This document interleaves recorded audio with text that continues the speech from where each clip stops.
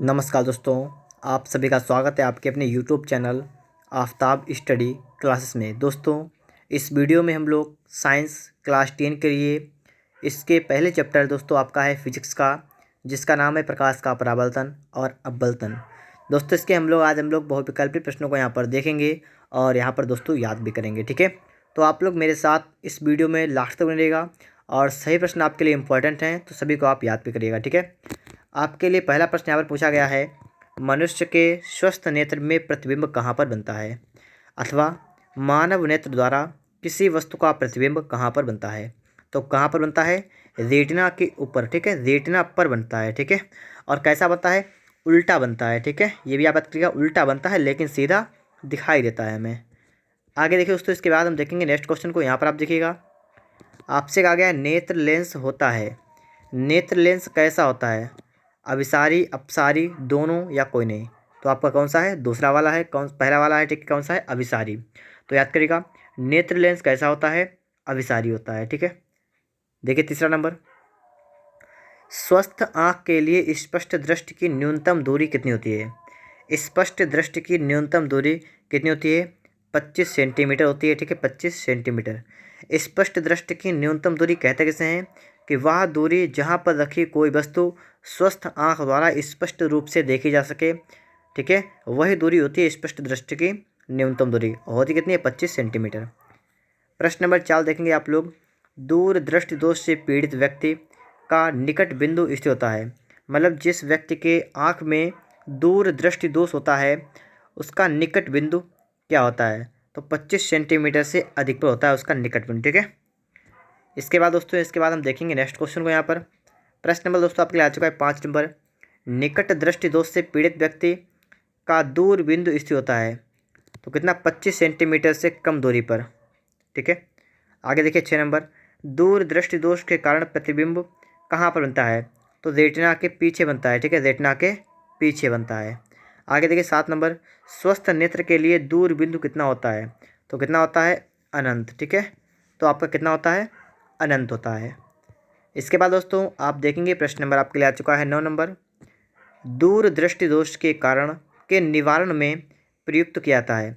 मतलब यहाँ पर यह है कि दूर दृष्टि दोष के निवारण के लिए किस लेंस का उपयोग करते हैं? तो किसको? उत्तल लेंस का उपयोग करते हैं और निश्चित फोकस दूरी के। तो ऑप्शन आपका यहाँ पर दूसरा वाला करेक्ट है कि निश्चित फोकस दूरी के उत्तल लेंस का उपयोग करते हैं। 9 नंबर देखिए, दूर दृष्टि दोष के निवारण के लिए निम्न में से क्या विकल्प है? दूर, देखिए दोस्तों यहाँ पर आपको मैं बताऊँ एक तरीका, ठीक है, जिससे आप बात कर सकते हैं। दोस्तों आपका इस प्रकार से जो लेंस होता है अगर, तो उसको कहते हैं उत्तल, और जो लेंस आपका इस प्रकार से होता है उसे कहते हैं अवतल। दूर दृष्टि दोष के लिए दोस्तों क्या होता है? देखिए यहाँ पर आप देखिए इनके बीच की दूरी ज़्यादा है, तो इसका इस्तेमाल करते हैं हम लोग दूर दृष्टि दोष के निवारण के लिए। इसके बीच की दूरी कम है तो इसको कहते हैं निकट दृष्टि दोष के निवारण के लिए। तो आप यहाँ पर याद कर लीजिएगा, अगर आपसे प्रश्न पूछा है कि दूर दृष्टि दोष के निवारण के लिए किस लेंस का उपयोग करते हैं, तो आप क्या बताएंगे? उत्तल लेंस का। अगर आपसे पूछा जाए कि निकट दृष्टि दोष के निवारण के लिए किस लेंस का उपयोग करते हैं, तो आप क्या बताएंगे? अवतल लेंस। क्योंकि दोस्तों ये निकट होता है इसलिए निकट वाले में काम आता है, ये दूर दूर होता है इसलिए दूर दूर वाले में काम आता है। ठीक है दोस्तों, अब आप कभी नहीं भूलेंगे। आगे देखिए दोस्तों यहाँ पर प्रश्न नंबर 10, आँखों में प्रवेश करने वाली प्रकाश की मात्रा को नियंत्रित करता है कौन? परितारिका। आगे देखिए, निकट दृष्टि दोष से पीड़ित व्यक्ति के लिए प्रयुक्त किया जाता है। तो निकट वाला मैं आपको बताया था अभी इस प्रकार से। ठीक है, निकट वाला ये होता है, तो कौन सा लेंस है? अगर आपने पढ़ा होगा पता होगा, अवतल लेंस है। अवतल लेंस तो आपका यहाँ पर पहला वाला। ठीक है, अवतल लेंस का उपयोग करते हैं। इसके बाद दोस्तों आप यहाँ पर देखेंगे लिखा हुआ है, मानव नेत्र में रेटिना पर बनने वाला प्रतिबिंब कैसा होता है? सीधा होता है, उल्टा दिखाई देता है, या उल्टा होता है, इसे दिखाई देता है? तो मैंने आपको पहले बताया था कि होता उल्टा है लेकिन दिखाई सीधा देता है। ठीक है, कैसा होता है? उल्टा होता है लेकिन सीधा दिखता है हमें। देखिए नंबर 13, निम्नलिखित रंगों के प्रकाश में से किस रंग के प्रकाश का प्रकीर्णन सबसे अधिक होता है? किसका होता है? बैंगनी रंग के प्रकाश का प्रकीर्णन सबसे अधिक होता है। अब दोस्तों यहाँ पर आपसे एक प्रश्न और पूछाता है, किस रंग के प्रकाश का प्रकीर्णन सबसे कम होता है? तो आप क्या बताएंगे? लाल रंग के। ठीक है, अगला क्वेश्चन आपसे ये पूछते हैं, किस रंग की तरंगदैर्घ्य सबसे अधिक होती है? तो किसकी होती है? जिसका प्रकीर्णन सबसे कम होता है उसकी तरंगदैर्घ्य सबसे अधिक होती है।